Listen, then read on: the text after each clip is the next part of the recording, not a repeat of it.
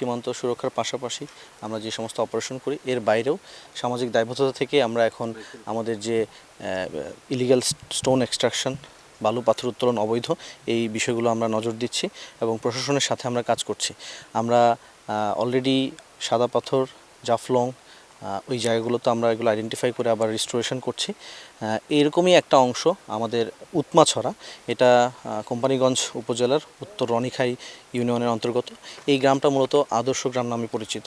এখানে আপনারা দেখতে পারবেন যে চারপাশে, গ্রামের চারপাশেই ছোট ছোট পাথরের ডিবি এবং কিছু বড় বড় পাথরের ডিবি আছে পুরো গ্রাম জুড়েই।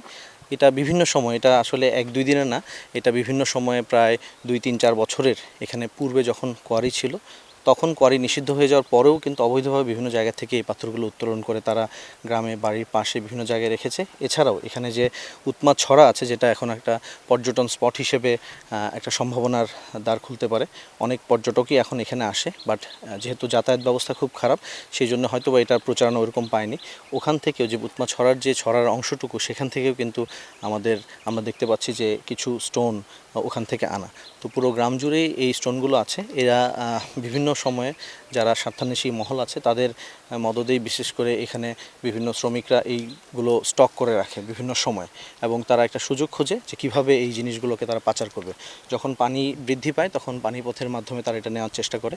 এছাড়াও যখন বিভিন্ন সময় আমরা ইনফরমেশন পাই যে এখানে ড্রাম ট্রাক অথবা সেখানে কিছু লরি বা এই ধরনের ট্রাক জাতীয় মিনি ট্রাক এগুলো নিয়ে আসে, রাতের আধারে তারা নেওয়ার চেষ্টা করে। আমরা এর আগে বিভিন্ন সময় অপারেশন পরিচালনা করেছি রাতের বেলা, যেহেতু বিজিবি 24/7 এই সীমান্তবর্তী এলাকায় থাকে, তো আমরা রাতের বেলাও এই অপারেশনগুলো পরিচালনা করি।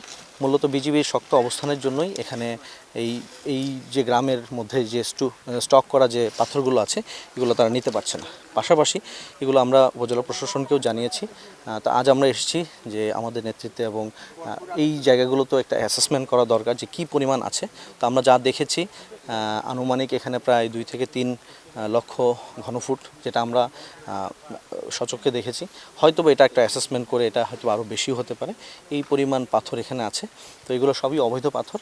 আমাদের সাথে ম্যাজিস্ট্রেটও আছে। তো আমরা এই জিনিসগুলো উপজেলা প্রশাসনকে এগুলো জানাচ্ছি, এবং আমরা একসাথেই এই জিনিসগুলো একটা অ্যাসেসমেন্ট করে এগুলো ডিসপোজাল কী হবে এটা আইনানুগ ব্যবস্থার মাধ্যমে, এবং এটার পিছনে কারা দায়ী, কারা এগুলোর মদতদাতা, স্বার্থান্বেষী মহল কারা, এই বিষয়গুলো আমাদের একটু দেখতে হবে।